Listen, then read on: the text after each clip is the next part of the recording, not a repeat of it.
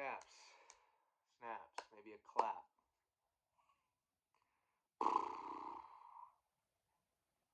Hey, yo. Que paso? Howdy. Welcome to the Octagon, Jones. This is Scrapbook, UFC 272's paper trail.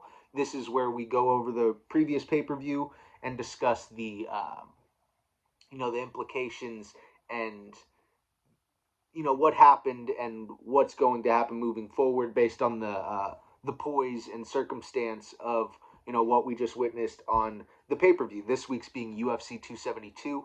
There was no belt on the line, but boy, was there a lot at stake. You may wonder, hey, Slick, why are you wearing such a silly hat and didn't want to address it? Well, I did want to address it because, in case you can't tell, I'm ranch dressing. I figured that if I'm just going to go balls to the wall on every pick all the time, always pick my favorite underdogs, I can't live this life with no consequence, man. I really can't. So I figured, since we're going to be taking a nice promenade down the paper trail today, in this episode, I figure I might, punish myself by wearing a little silly hat along with my notably casual outfits that I tend to wear. Just around my house, y'all. What do y'all expect? I'm not going to get in a fucking button up. Well, this is a button up, but you know what I mean. But yeah, silly hat for Slick Diaz when he gets the main events wrong on these big time cards because, man, I was pretty sold. Before we get started, please make sure to like, subscribe, so, ring the bell, hit that notification so you are in the loop every time I'm posting stuff. I'd really love to get more of y'all engaged in this community. When you are listening along and have ideas or thoughts on what I said, or you disagree or something, please hop in there, leave some comments. I'd love to welcome you all more fully into the fold because I want to build this community into something good. I think the Octagon Jones has been around for a while and it's going to stay around for a while. So, regardless of my consistency or lack thereof, the community is what's really valuable to me. So if y'all feel the need to dip your toes in to that comment section, all it does is help. So please feel free.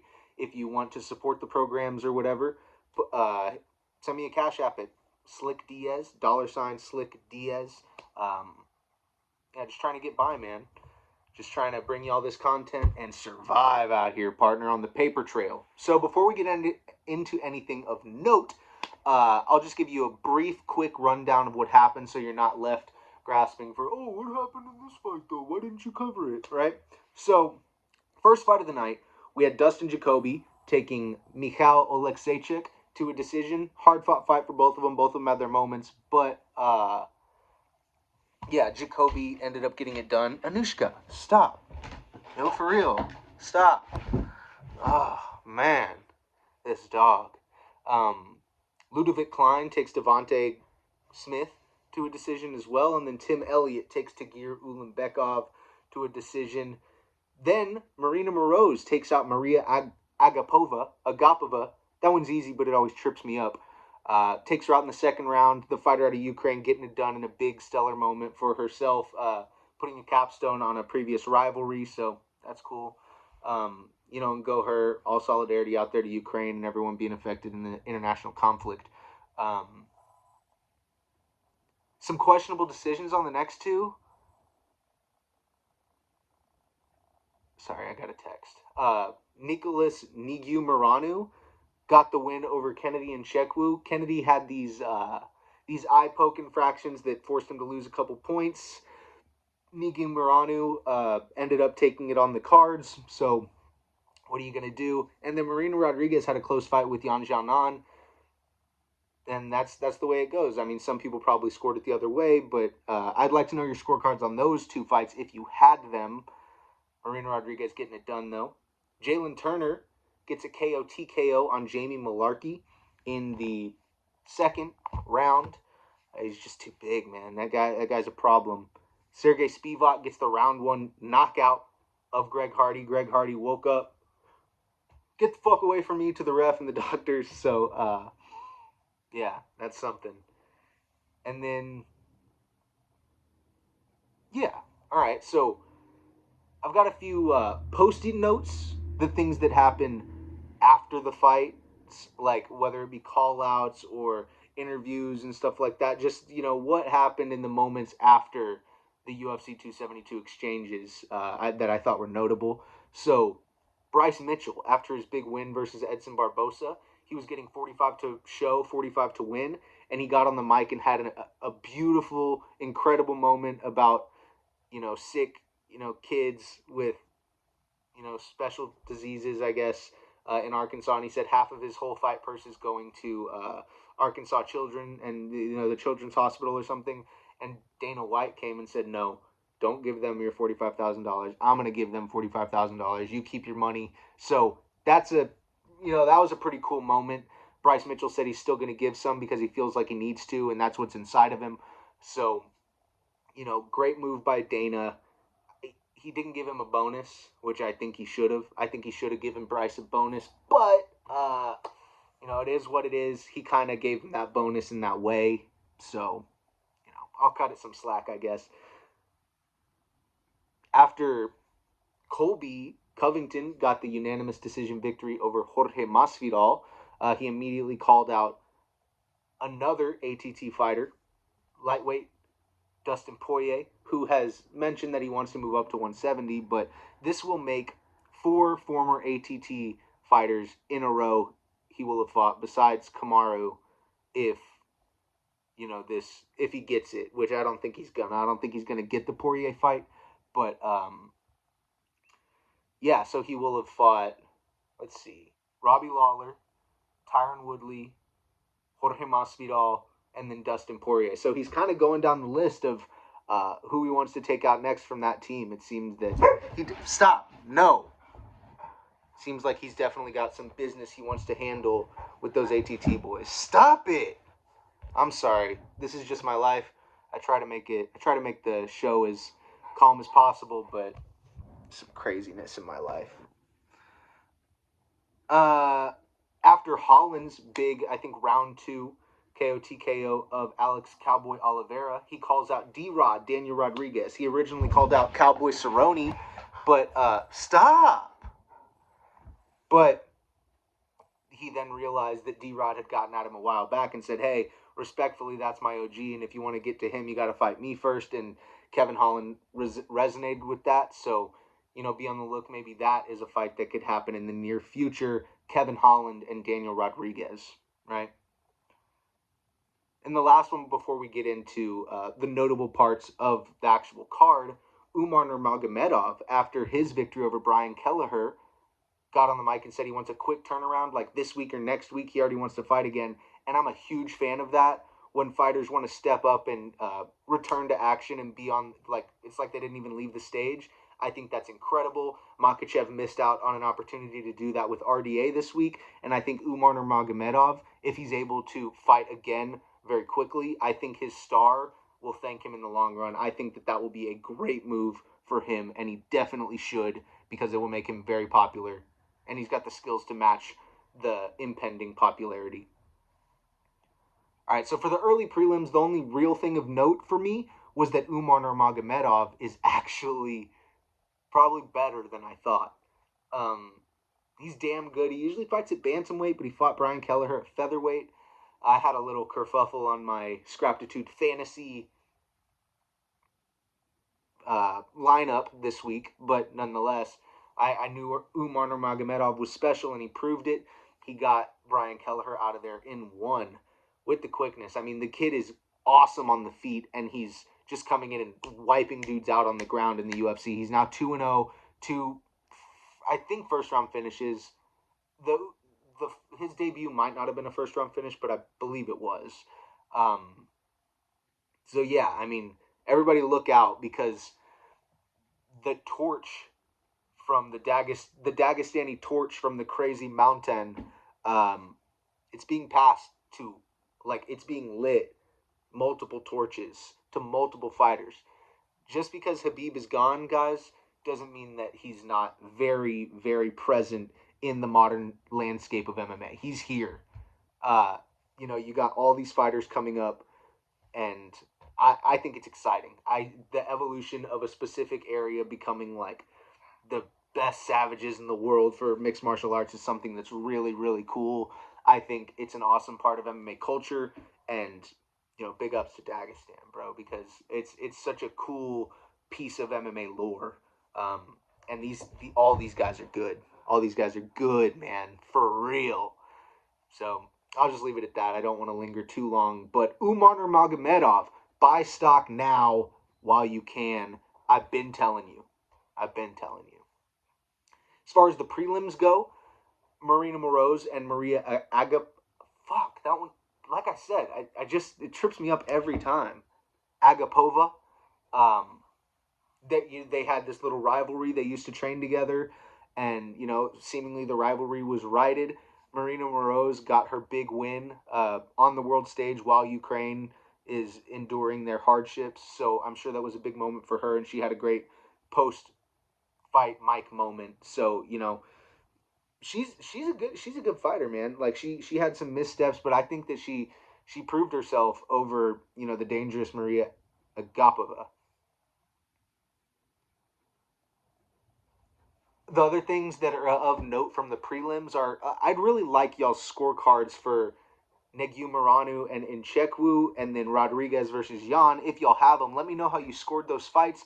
Both of them seem particularly close, but one had the points taken away, so I don't know. I'm not calling a robbery on either of them, but I was surprised on both of them. So let me know what you think about those fights. And then as far as the implications of that, they kind of made a mistake putting Rodriguez and Yan not on the main card, but it gives them the agency to give her one more fight on a main card before she gets the title shot, because I think she proved that she's one win away. With a close fight with Yan Xiaonan. If she'd have gone out there and finished her, it'd have been a different story, but they still weren't at the right spot on the card because those are two of the best women in the world. So they should have been, probably the opener of the main card, and they would have been on a bigger stage, and who knows what would have happened. Maybe the fight would have gone different. Regardless, I think Marina Rodriguez is now one fight away from a title shot. She needs one more. And the featured prelim, Jamie Malarkey and Jalen Turner. Jalen Turner has a lot of tools. And Malarkey was outgunned and outsized. I will say that I kind of underestimated both of these guys previously. Like before going into this fight, in their previous fights, I was always like, kind of bearish, I think that's the word, on both of them. But it's kind of hard to argue with the weapons that Jalen Turner brings to this division. I think out of anything, you can see that his floor is that he's a dangerous guy for the division. His ceiling, well, yet to be determined. We're still a long way from there, but I feel like his floor, we've seen, like, I'm not saying we've seen the worst of him, but I'm saying, like, if he doesn't get any better, he's a good guy in that division. He's dangerous. He's long. He's creative. He's tricky. There's a lot of promise there. I'm not super, super high on him. I don't know, but I've got to come to respect what he brings to the table, and I definitely do. Jalen Turner, the tarantula, that's a dangerous man. Things that stuck out from the main card. Kevin Holland makes is welcomed officially to the UFC's welterweight division by veteran Alex Cowboy Oliveira, and he gets the round 2 knockout and the big performance after finding himself in a lot of trouble to end the first round. He had, his back was completely taken. I always do that when I'm talking about a choke. I don't know. I don't mean to. But yeah, Oliveira completely had his back and he was on his neck, and Holland just ends the round like this, which is very cool. Stop it. Look at this dog, y'all. Oh, I know, right? Oh, God, life's just the worst. Stop your mouth breathing, dude. I'm trying to... All right, we're almost done. Sorry, guys. So it's successful. It's a successful entrance to the welterweight division for Kevin Holland. Now, he called out Cowboy. He said, I just beat one Cowboy. Now let me get the other. But then he remembered, like I said, that D-Rod, is the man he's got to get through to get to the man. So I think that's fun. I think that's a fun second fight. It's a tough fight. I can't say anything about D-Rod except that he's a tough fight. So we'll see what happens. He also said that he is more than available for those late notice 185 call-ups. He really relishes the opportunity to take advantage of those late notice spots. So don't be surprised if we see Kevin Holland in a couple weeks. But as far as like intentions go, he's intentionally a 170 pounder now, but he's willing to play at 185 to be himself. And that's what makes him, that's what got him to be like such a big star that he is, as well as his fight style and his personality, of course. But his willingness and his level of game, he's just going to keep doing him and being himself, and the authenticity will take him far, regardless of which division it's at, right? Does Cowboy Oliveira stick around? That's one of the questions I have, because now he's on a 4-fight losing streak, but he's a good fighter. The UFC sometimes holds these guys that are on losing streaks because they have name and because they have status or tenure. I think that it's not a sure thing that Alex Oliveira gets cut, but man, 4 losses in a row now, not looking awesome for the Brazilian Cowboy. Speaking of Brazilians, what's the deal with Edson Barbosa, right? Now he's 2-3 at featherweight, I believe. Goodness, man. Yeah, 2-3, I believe, at featherweight. He's had some nice success, but stop moving my whole shit.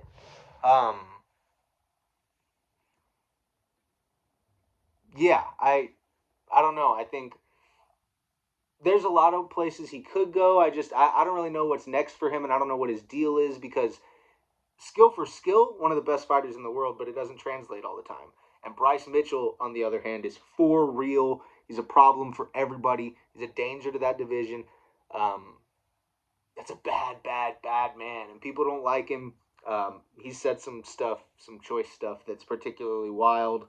I ain't even watched it, to be honest with you. I know it looks like I'm a gun-toting, like, Texan right now, but,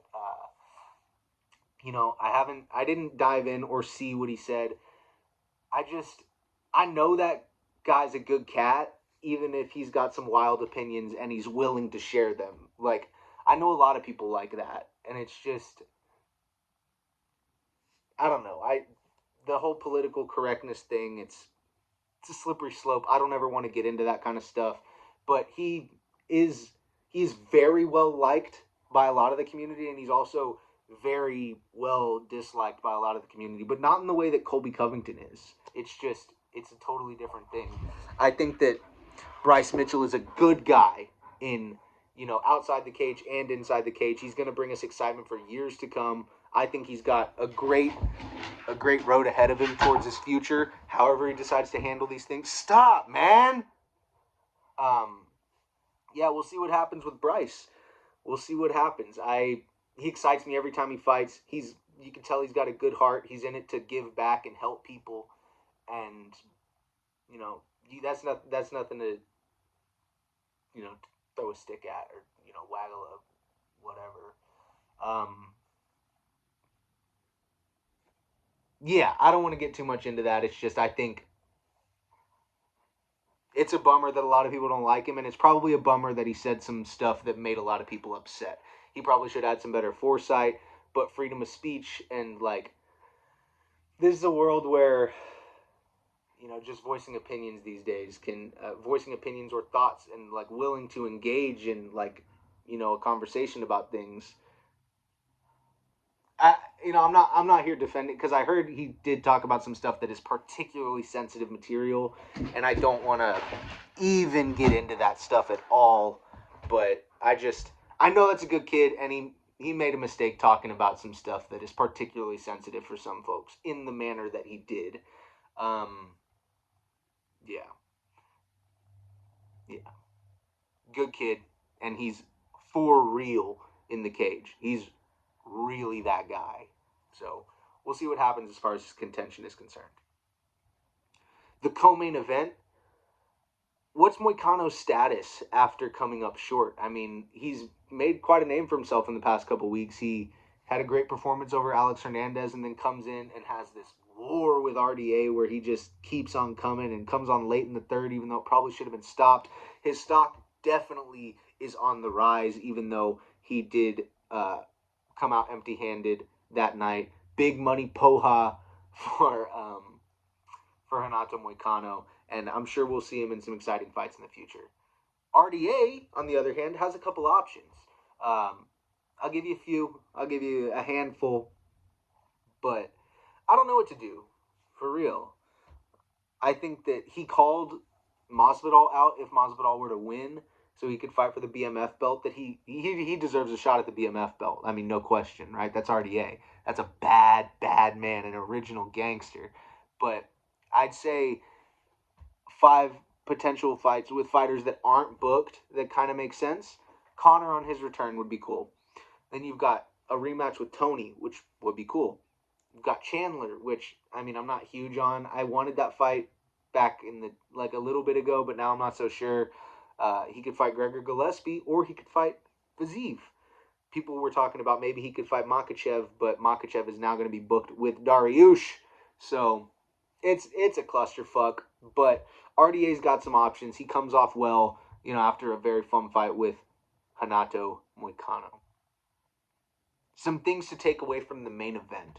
First and foremost is that Colby Covington is now officially hired. He's got the insurance and the benefits. He is now Kamaru Usman's official designated divisional bodyguard, and everybody's got to come through Colby at least for a while before Colby gets another shot at Kamaru's belt. I believe that Colby versus the winner of Gilbert Burns versus Khamzat Chimaev is the fight to make. 100%. Dana said that Khamzat was 3 or 4 fights away 2 fights ago. So with a win over Gilbert, I mean, I could see them giving him a title shot, but ideally, I would like Khamzat to have to fight or Gilbert. Whoever wins that fight, I think should fight Colby next. That's what makes sense for me. Just for now, because he can't go fight Kamaru again right now, but beat 2 top guys, and you probably can. That's how I see it. And then, as far as Masvidal's options, to wrap this up, I've got 5. I've got 5 for you.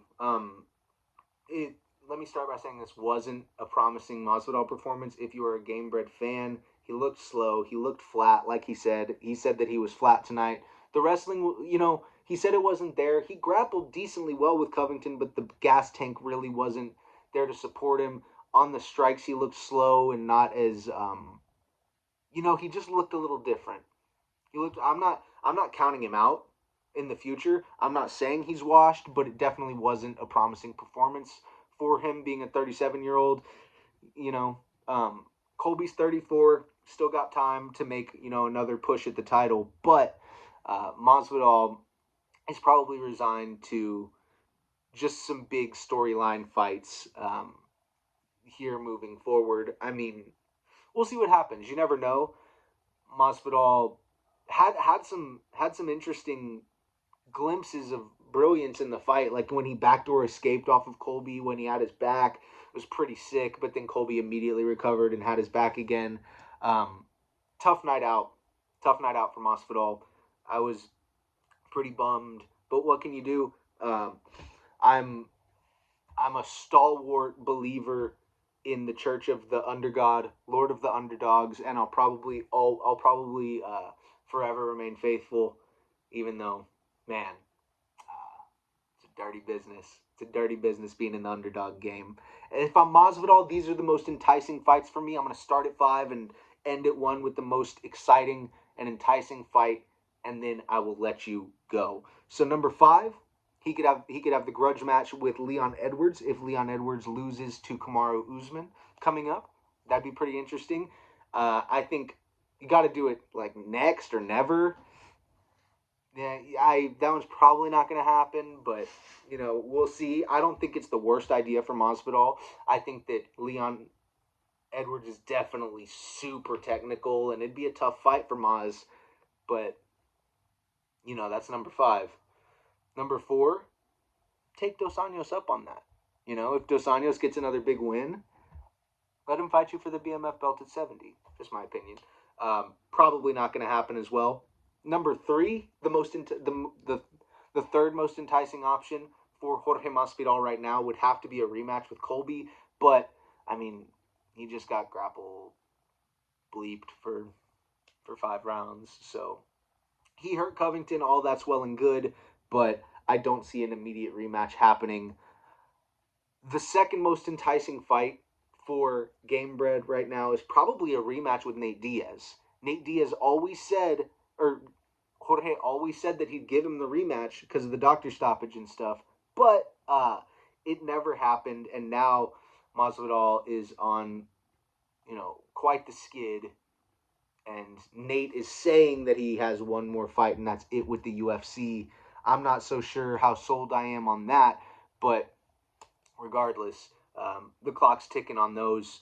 And the number 1 fight for Jorge Masvidal is for him to take a couple months, recalibrate, get better, get back in the gym, figure out what he wants to work on and if he wants to work on it, and then get that fight with Conor McGregor, man.